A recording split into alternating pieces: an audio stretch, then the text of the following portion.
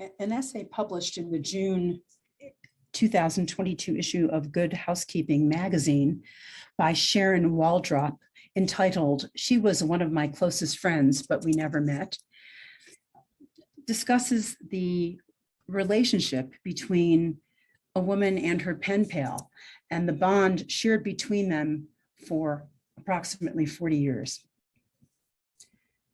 My friendship with Giovanna started in 1982 when I was 20 by means of an advertisement from a company called International Pen Friends. For a nominal fee paid by check or money order, along with the completion of a brief survey, a would-be correspondent was matched with a like-minded individual from their country of choice. I gravitated toward having a pen pal from Italy. My father's grandparents and their 8 children had traveled across the Atlantic from Calabria, Italy, to Ellis Island in 1924. The family eventually settled in Blue Island, Illinois, a suburb of Chicago. About a month after putting a stamp on my International Pen Friends envelope, I received in the mail Giovanna's name and address, as well as her completed questionnaire.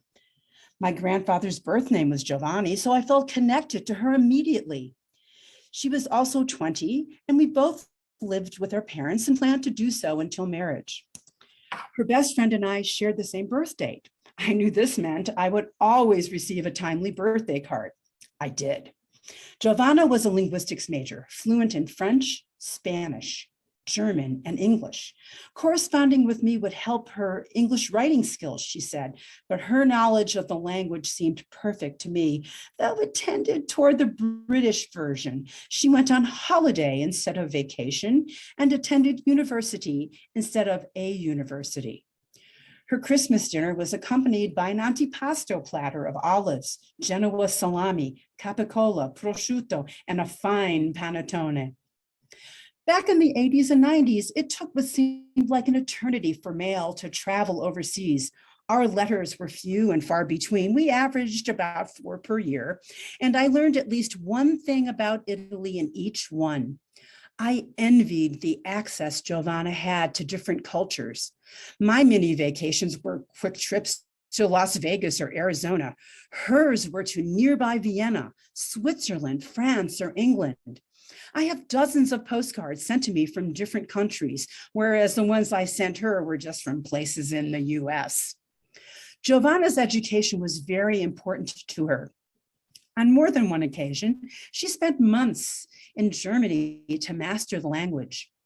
Though her permanent residence was with her parents, she shared a flat with 2 schoolmates in her home city of Turin when her university was in session. She loved fashion and sent me clips of the latest styles in Italy.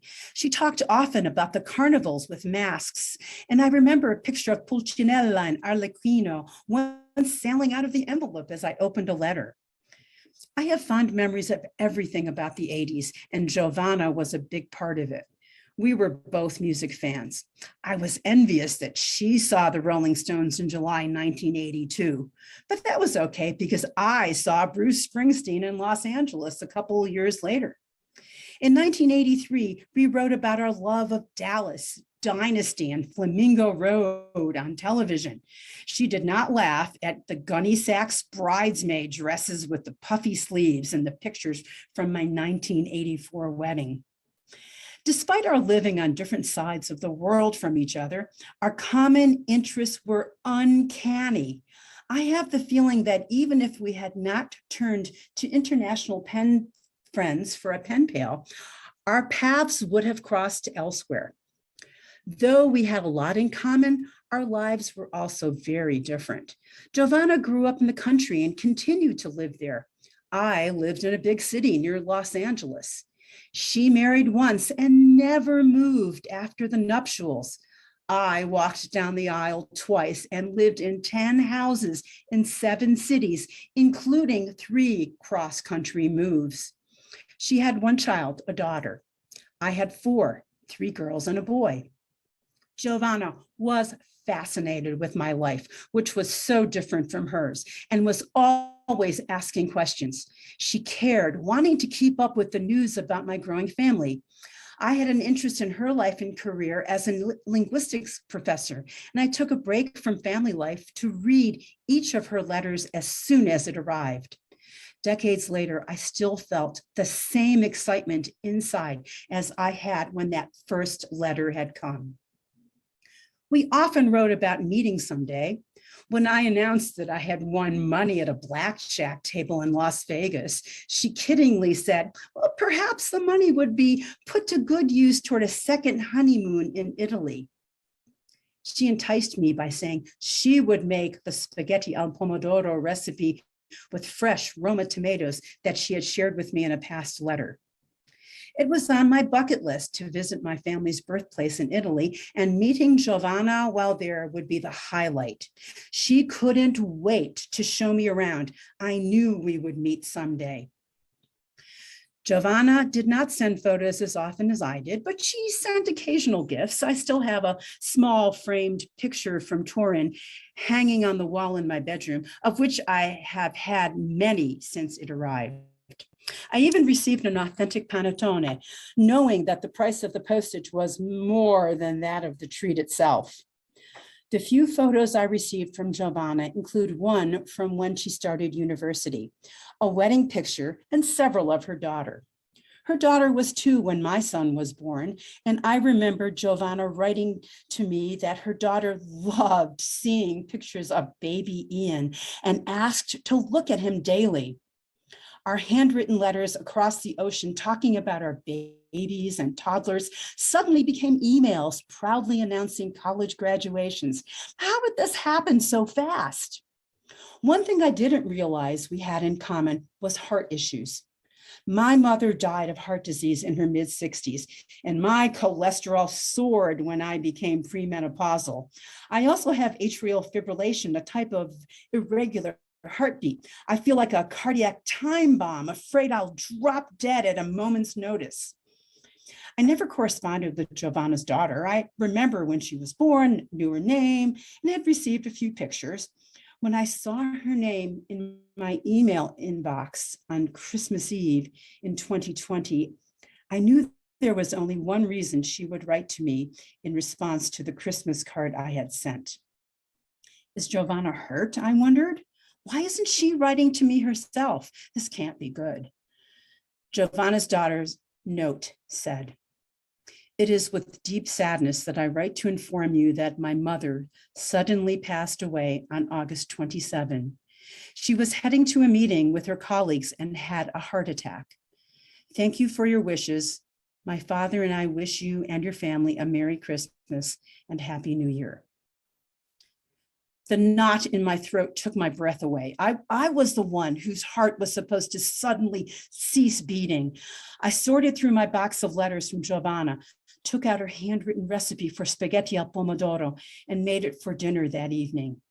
But first, I wrote back to her daughter and told her that her English was perfect, just as her mother's had been. There are people in our lives whom we do not see or communicate with daily, but who are an irreplaceable part of us. Giovanna was one of them for me. I know that if we had met in person after almost 4 decades of letters, cards, and emails, there would have been neither moments of silence nor time needed to become acquainted. We were already close friends, though we never laid eyes on each other. I was sad about her death, of course. I still am. I won't be able to hug Giovanna or to kiss her on both cheeks, as is customary in Italy, but I relish the memory of her. We were lucky to have each other. And the best part, she may be gone, but I will always have her letters. It's a beautiful story. Flipping through a magazine that maybe I would pull out a recipe or some gardening tips, I was actually surprised to find it. And I thought it would be a perfect celebration to friendship. I personally had the experience of having a pen pal with my broken English. And I still remember going to the post office to mail the letters in this paper thin, like air mail. And the girl was from Elliott City. I don't know how she managed to go through my own letters, but I think those are little experiences that shape us, and the earlier kids or ourselves get exposed to another world. Maybe that's why I love to travel so much, and I'm a people person, because I always engage in wanting to know more about the individuals. So, Kathy, you read the story beautifully, and I thank you very much for this. How did you feel reading it? It can get pretty emotional. Yes, yes, I certainly could feel the connection between Sharon and Giovanna. Despite not ever having met in person, one could sense that connection, that bond between the two of them. Yes, and so it's really 2 pages long, but there are so many emotions that made it so special, and I just wanted to bring it to the program to share with all of you. I hope you enjoy it as well.